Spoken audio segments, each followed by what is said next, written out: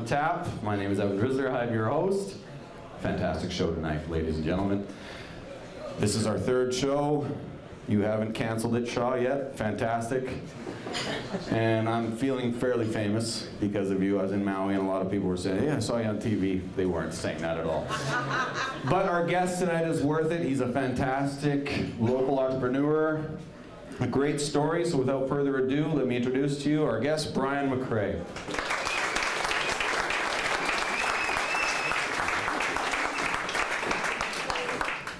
Jimmy Kimmel got Rob Ford and you got me. See, it's almost opposite. You The said guest got Rob Ford. Hey, yo. So welcome. Thanks for coming, man. Thanks for having me. Appreciate you taking the time for not only the guests here at Hudson's, but also TV Land and all of our viewers. Tons, actually. Tons of viewers. It's awesome. And I know, for those of you that don't know, Bryan's been on TV before. He was on The Dragon's Den. But that's like 3 hours and a lot of editing. I'm a pro. We do this in like an hour and edit it to half an hour. So you're going to have to be at your best game tonight. I'll do my best. Okay, good.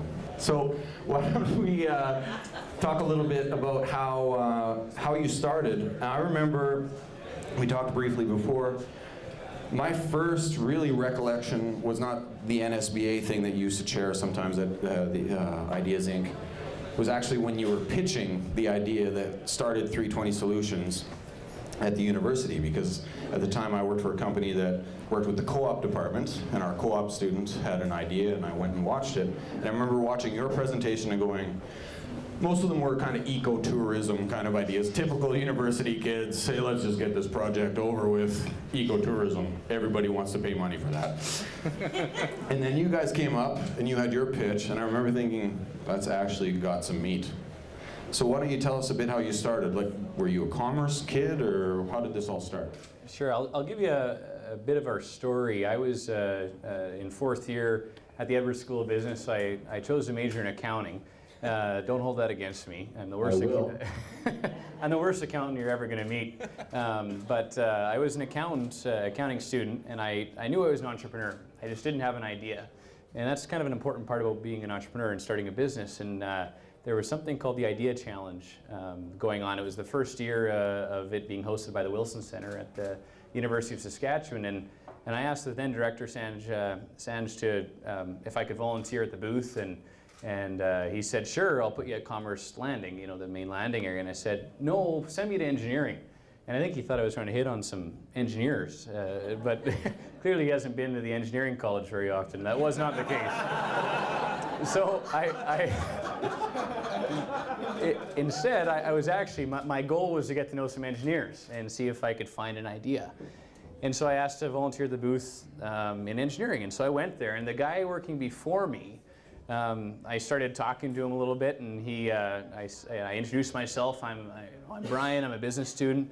I work in PR at this mining company, but I got the accounting background, and I was really pitching myself to him. And then he stands up, and he's 6'7", and I look up to the guy and realize he's not real keen on some commerce guy stealing his business idea. He wants nothing to do with me. I gave him my card, and he didn't think anything of it. I knew he had a business idea, but he wouldn't tell me what it was. And so I, give him my card, and a week goes by, a second week goes by. I've been stood up by an engineer. Not many of us can say that. So I do what any young guy these days would do. I went onto Facebook, and I Facebook stalked this guy named Evan. And I sent Evan a message and said, Evan, I really think if you're going to submit a business plan to this competition, you should really consider me. And so eventually he gave in, and he said, sure, let's meet by the dinosaur in geology or whatever. And we go and meet, and I'm expecting this really brilliant idea out of this world's, scientific, maybe it's the next, have you seen those like hoverboards, that kind of stuff. I'm thinking really high tech. And he says, Bryan, there's a bunch of old shipping containers sitting around, and I was thinking we should build houses out of them. I said, okay, that wasn't quite as high tech and as cool as I was thinking, but I don't have a better idea. So we said, sure, we shook on it, and we became partners, and we built this business plan around taking old containers and turning them into Our original business idea was to make affordable housing for students, and then we realized the problem there was, well, we didn't have land and students don't have money, so this isn't going to work. And so we started looking at, why are we even thinking about using containers? Is it because they're cheap and old and available? No. It turns out we want to use containers to build because they're durable, they're stackable, and they're transportable. And we said, well, what market likes those utilities? And we said, well, how about the mining and oil and gas industry? They like durable things. They are always moving. They're in isolation. They're trying to keep their environmental footprint down. So we said, well, durable, stackable, transportable. Let's target the mining and oil and gas industry, and that's exactly what we did. We built a business plan around building worksite structures, so workforce housing and office trailers for the mining, oil and gas industry, and we submitted a business plan, and we didn't have a very good business plan because we weren't the top 10. They actually made us a top 11 contender. And but where we won is when we went and did our pitch, and they selected us to be number one, and we got $30,000 of startup capital. Now the cool thing is we didn't actually have to use it in our business. We could have gone to Vegas. My girlfriend said maybe you can buy a ring. We could do anything. But instead we actually did what we should have done, and we invested in the business, and we put that $30,000 into our first container conversion, and unveiled it about 3 years ago. See, now $30,000. Now, I've been married for 13 years, so if you would have just bought a ring then, considering the size of the ring you're going to have to buy now, probably should have just bought it at the 30 grand. I bought one 3 years ago when I was at basically just starting the company, so I really had no money to buy a ring. So like, what do they say? 3 times nothing is. I may have to buy another one. Kinder surprise. Kinder surprise. And this Evan guy sounds awesome, by the way. He's terrific. He can beat you up if you make fun of me during this. Yeah, fair enough. See, he was telling me before that he's an accountant and his main partner is an engineer, and I thought, that sounds like an awesome Christmas party. Not an open bar, because tight. I'm just kidding. And the engineer's like, bleh. He's probably the worst engineer. I'm the worst accountant you're ever going to meet. So it actually ends up being fun. And that's my impression of an engineer. That was terrible. We have engineers that work at New Fab Building Products. Where was that? New Fab Building Products. You're a great guest. Thank you. $20. Yeah, $20 is right. So you have this idea. It seems like a great idea. Now, when I was driving here, I've said to some guests that we were talking before, I'm a 5th generation pastor kid. I've read the Bible, don't let them despise you because of your youth. I've read that stuff. So I didn't want to bring up age at all, because age is not your story, in the sense that if you were a 50-year-old man that had this idea and sold it like you have, that's a success story. It doesn't matter if you're 50 or as you're 20, so I didn't want to bring it up. But you brought it up ahead of time because you thought that it was an asset to you. Now, entrepreneurs understand every day they live in a risk versus reward kind of an environment. They're always risking. Most entrepreneurs. That's why you got me, Shaw. Public television budget. Where do you work again? New Fab Building Products. I can say that. I can say that any day of the week. But your age really doesn't matter, but you thought that it brought you this kind of, it was really an asset in the sense that, as I was saying, there's this risk versus reward, and your risk factor you felt was kind of something that catapulted you. So you come out of university, you got this great idea. We know now that you've been to Dragon's Den, you got some investors, you also got some local investors, but why don't you talk a little bit about that journey and how the age, from your perspective, was a benefit, and the risk that was involved. Tell us a little bit about the Dragon's Den story to now, how that evolved. Sure. Well, so I mean, we're a couple of university students coming out of school, and what we didn't realize was the business. Well, we did realize it. That's why we entered the business. But this industry, when we're selling camps, we're selling $2, $3, $4 million deals, and I'm selling these deals to guys with a lot of gray hair who look at me like I'm their kid, or worse off, their grandkid, and they're looking at me like, I'm going to give you $3 or $4 million to go build this camp. Are you actually going to build it, or are you just going to run away with the money to Vegas? So we've always, the whole age factor has been kind of an interesting part of our journey. It's actually allowed us, it's opened a lot more doors than I believe it's closed. I spend a third of my time in Calgary now, and I can meet with CEOs because I send them an email saying, I'm looking for a mentor, I'd like to learn from you.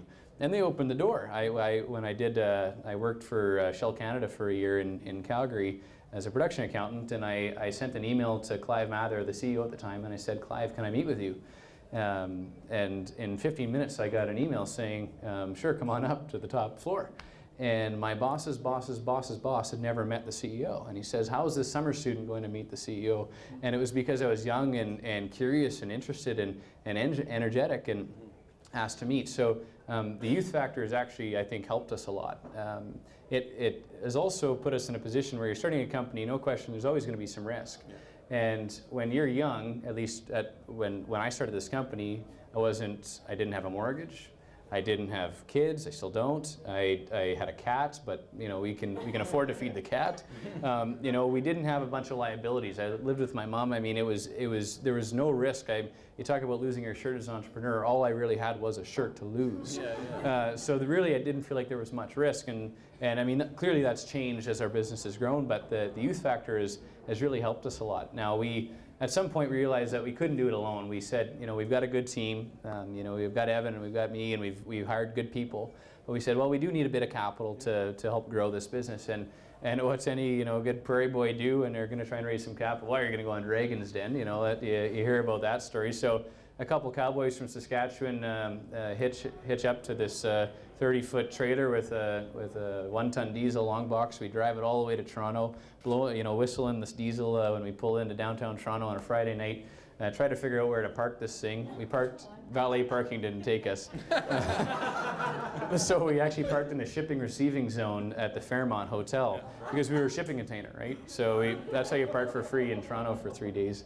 Anyway, we go on to the Dragons and we pitch our hearts out. We were in there for 40 minutes. Who has seen the episode? Most folks here have. So they cut it down to a 10-minute clip. And we were actually in there for about 40 minutes, so a lot happens in that time. We were fortunate enough to have practiced and rehearsed a fair bit with a few folks in the room.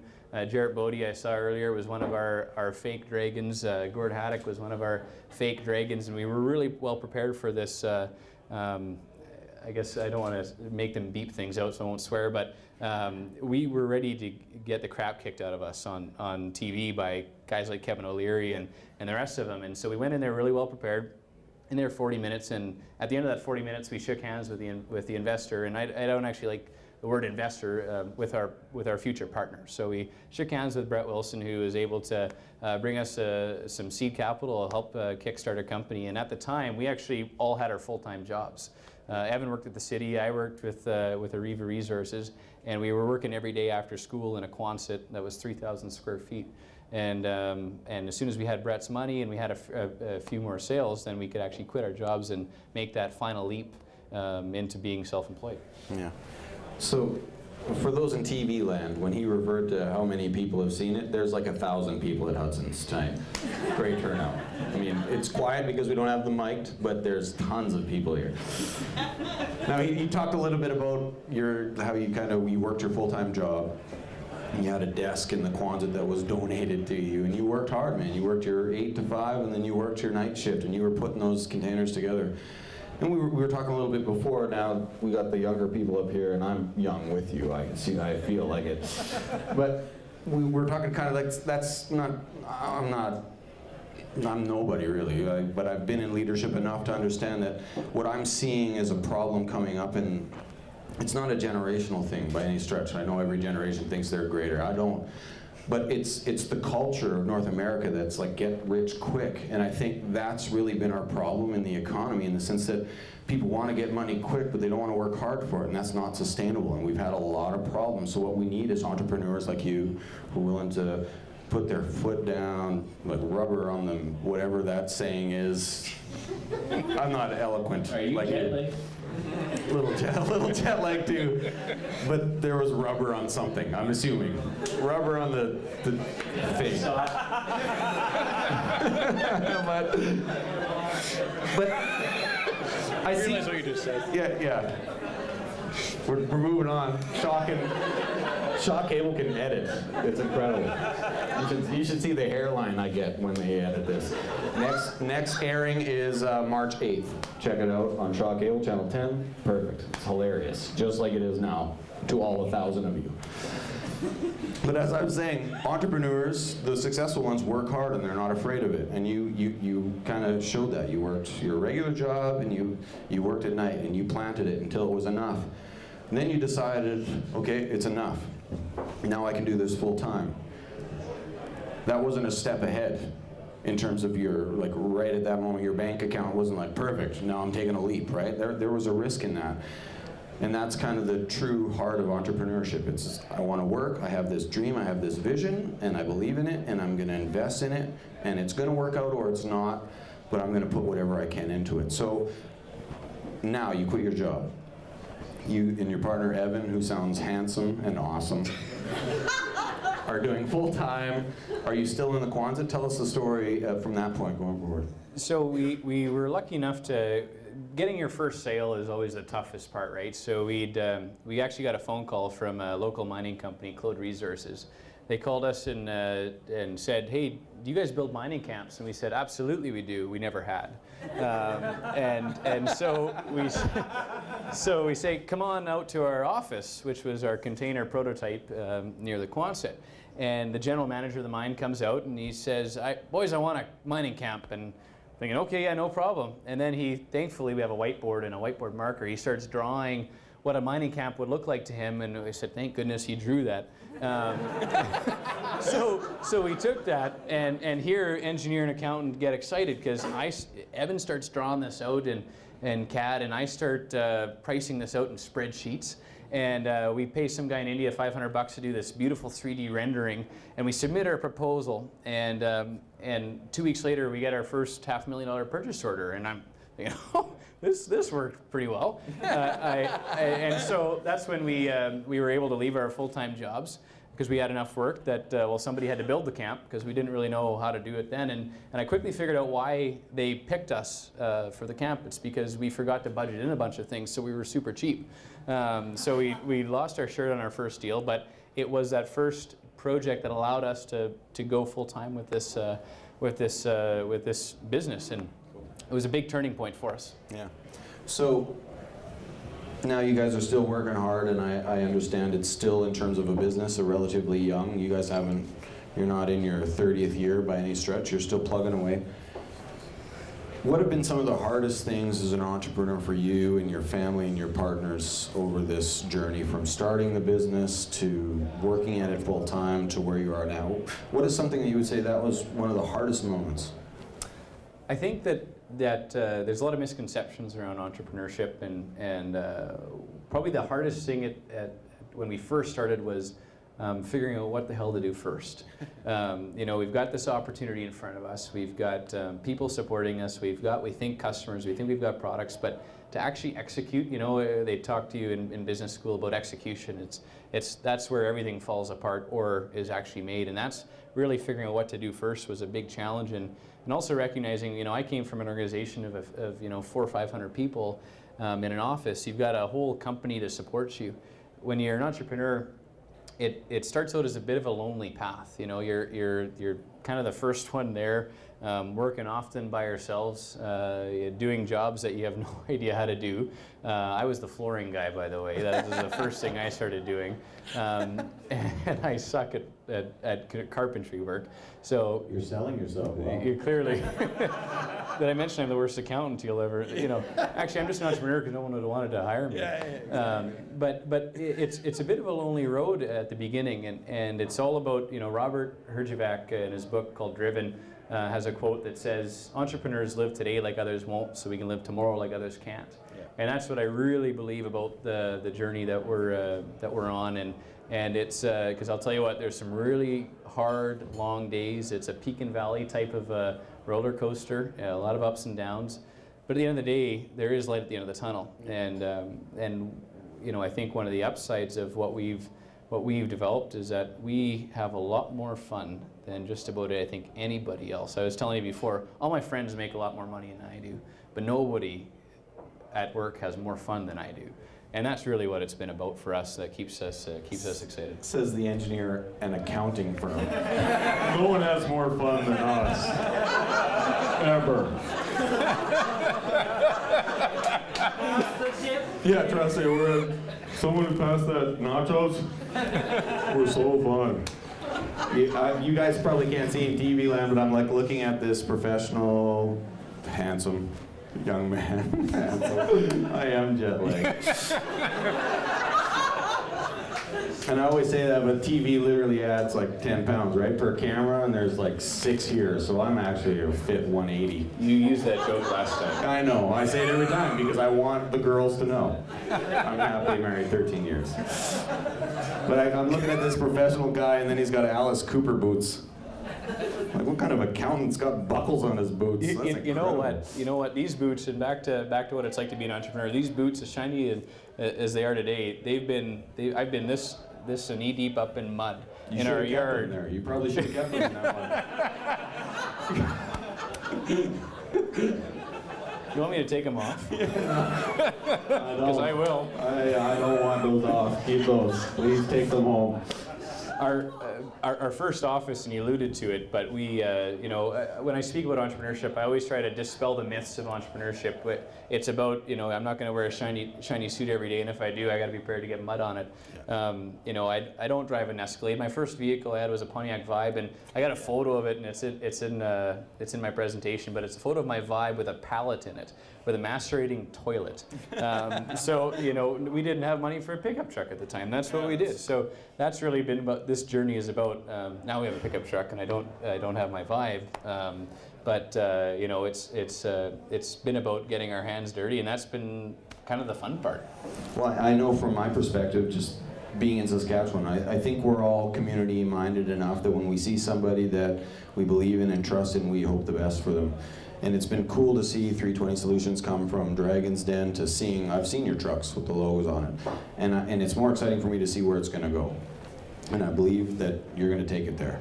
You got a great business, great plan. You're talking a little bit about your work ethic and your boots. Kind of your truck, and you do this presentation about entrepreneurs and what entrepreneurship is really about, and you kind of alluded to it with your truck, and we talked about that before, kind of your Vibe, with the pallet in it, and that's kind of what separates the entrepreneur from like the regular manager. They don't let problems stop them. They figure it out and just get it done, and it might wreck the Vibe, but they know that Vibe will be paid for in 5 years. They don't care, but they're starting a business, right? So going forward, where do you see 320 Solutions? Where do you see Saskatchewan as a province for business? What are your perspectives going forward? We have a lot to be thankful for. We started our company we incorporated in 2010, but we really opened our doors and went full time with it January 2011. So we've kind of just finished our 3-year period. And we started a company in an industry that it was a great time to start it. We probably should have started a year or two earlier, but we kind of caught the upswing of a bunch of industry going on and development going on in mining and oil and gas, and it's we've been very thankful to be part of that development, and we keep expanding our business. About a year and a half, or almost 2 years ago, we recognized an opportunity to enter a new business, Alberta, as a market. And we recognized that Alberta nobody bought things in Alberta. They all like to rent things. They all wanted it to be an operating expenditure instead of capital expenditure. And so we said, well, how are we going to enter this Alberta market? And we had some good people kind of around us and now good partners say, well, you know what if we started a rental company? And so we've completely diverted our company. It's the same product, but we're selling it a different way. So we've got now a rental company with over 65 units that has allowed us to enter the Alberta market and rent our units. And so we're a fairly decent player in the Fort McMurray market now. And so we've really grown into the Alberta market. So Saskatchewan, Alberta are kind of our bread and butter, and it's I think we're going to continue growing our businesses in our own backyard, which is where we started, and but keep expanding it where the industrial business is, where the pipelines are being built, hopefully, where the oil sands development continues to be, and where the mines keep being built. That's where we're going to be, and that happens to be in Saskatchewan, Alberta. So we feel very, very excited and fortunate to be able to build the business in the place that we were born and raised. Now, the Chamber of Commerce puts this the event on, and nothing I say is the view of the Chamber of Commerce usually, just so you know, Shaw TV. Nothing I say is what the Chamber believes usually. But I know that they're huge advocates for business and entrepreneurs. They always have. Ken Smith-Windsor is always in the front lines working at emphasizing opportunities and the people to fit those opportunities. The coolest story to me about 320 isn't the Brett Wilson and the Dragon's Den, it's the local investors and partners, as you said, that have joined forces with you. So I know you have some here. Why don't you quickly just give them a shout out to TV Land, who they are and what their business is. Shout out to Gordon Marine Haddock, who are partners of ours in our in 320 Rentals. They're serial entrepreneurs around Saskatchewan, and Gord actually was one of the judges in the first idea challenge that we ended up winning and getting our first $30,000 from. And I think he probably he argued for us to win pretty good, but he kind of hung around us for a couple of years afterwards, and he came one time to this Quonset shop of ours and saw Evan on the top of a shipping container with a grinder grinding out something in -30 weather. And I believe it was at about that point where he said, you know what, these are the guys I want to do business with, and we've got a great relationship with mentors and partners like Gord Marine, and that's one thing about Saskatchewan is the business community is about as supportive as anyone could ask for. You know, I feel like I can call up anybody in town, and it's not because I'm an entrepreneur, it's just because I pick up the phone and call Norm Wallace for coffee, and he says, come on down. But what I'm saying is that people like Norm Wallace or Jerry Grandy or Gord Haddock are prepared to open their door to a coffee, and they'll usually buy. But you say exactly the charm of Saskatchewan. I'm not native to Saskatchewan, but I know a good thing, and I call Saskatchewan home. Me and my wife do. We've established our kids here, and it's the community, and it's the business community, and it's the groups like Chamber of Commerce and NSBA that are plugging in and really paving the way for entrepreneurs and our success. And your story is not only encouraging, but it's also inspiring, and I really appreciate your time, Bryan. Thanks for coming.